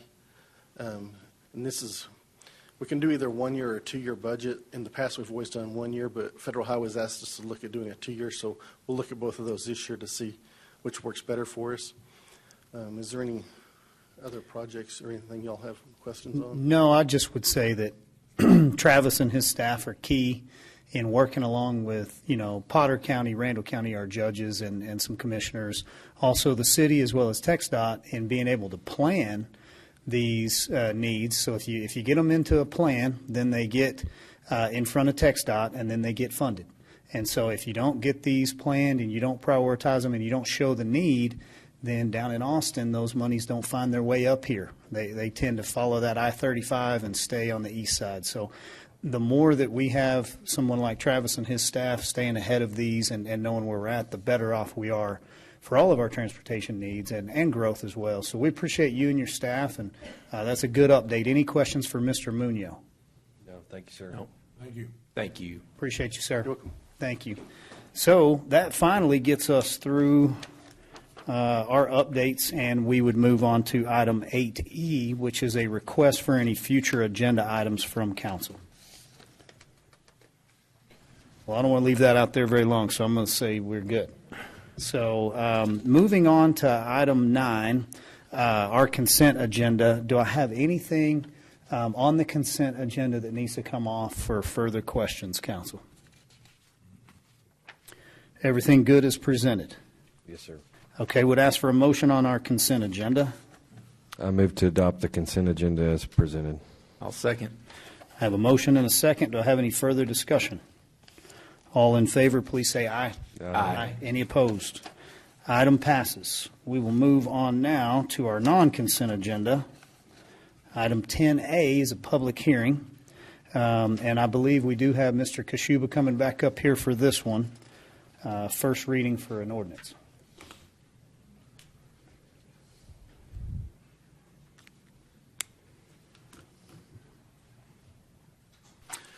Mayor and Council, Michael Kashuba, Director of Parks and Recreation.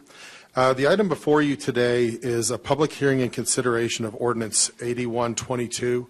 The standards of care for the City of Amarillo Parks and Rec is intended to ensure compliance with state regulations and provide a safe environment for children. It covers various aspects such as general administration, organization, inspections, enrollment, how to report abuse, staffing qualifications, training, operations, communications, facility standards, things like that. Adopting these standards of care exempts the city youth programs from state child care licensing requirements. This was shared with the Park Board at the March 12th Park Board meeting and was recommended forward to Council. There were 2 minor changes from the last time it came to Council in 21. One of them was the age of staff, which went from 16 down to 15, and the other one was a couple of title changes. That's basically a quick summary of it. I'd be happy to answer any questions, and just a reminder, this is a public hearing. I always appreciate that reminder. So it's an easy one to miss. Any questions for Mr. Kashuba on this document? No. It's pretty straightforward, and appreciate you putting it in place. At this time, we'll open a public hearing. Do I have anyone here that would like to speak for or against this item? Seeing no one, we'll close the public hearing, and I'd ask for a motion. I move to adopt ordinance number 8122 as presented. Second. Have a motion and a second from the right side. Any further discussion? All in favor, please say aye. Aye. Any opposed? Item 10A passes. We will move down to item 10E. We have Mr. Brady Kendrick coming forward. Now, this is not a public hearing, but you do quite a few of those. What do you got for us today, Brady? Yes, I got 2 that are pretty similar in nature. Good afternoon, Mayor and Council. This one is a Consideration to vacate a 10-foot wide public utility easement that is located within Lot 5, Block 4 of Amarillo Medical Center, Unit Number 5, in the vicinity of Kilgore Drive and Wallace Boulevard, and the applicant is Furman Land Surveyors, Inc. for the Betty Bivens Childers Foundation. And they are requesting the abandonment of the noted easement on your screen. It's a 10-foot wide public utility easement that was never utilized by the city nor any of our franchise utility companies. It was thought that this easement had been vacated in the past. However, during a sale of the property that is currently in progress, the title company believes that this easement was never vacated, and we looked through our documents and the city records, and we could not verify that it was vacated ever. So we are simply going through the formality of vacating this easement that was never utilized by the city or utility companies. The Planning and Zoning Commission found that this request does comply with city policy regarding easement abandonments and did recommend approval with a unanimous vote. Very good, Mr. Kendrick. Any questions for Brady, gentlemen? No, sir. Okay, thank you, sir. Would ask for a motion. I move to adopt ordinance 8126 as presented on the agenda. Second. I have a motion and a second. Any discussion on item 10E? All in favor, please say aye.